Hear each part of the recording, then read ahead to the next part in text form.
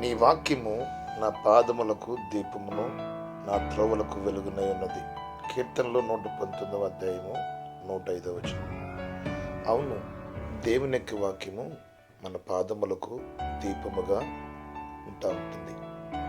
మనం ఈ లోకంలోనే ఏ రీతిగా నడుచుకోవాలో, ఏ రీతిగా మనము మంచి మార్గంలో నడవాలో ఎప్పుడు కూడా దేవుని యొక్క వాక్యము మనకు తోడుగా ఉంటుంది. ఎప్పుడైతే మనం దాన్ని ధ్యానిస్తామో, ఎప్పుడైతే దేవుని వాక్యాన్ని మనం ధ్యానించి దానికి లోబడి వాక్యానుసారంగా మనం బ్రతుకుతామో, అప్పుడు దేవుడు మన జీవితంలోనే ఉన్నతమైన కార్యములు జరిగిస్తూ ఉంటాడు. కాబట్టి ఆయన వాక్యము మన పాదములకు దీపము. ప్రతిరోజు దేవుని వాక్యమును మనం చదవాలి, ధ్యానించాలి. అట్టి భాగ్యం మనకు అనుగ్రహించబడును గాక.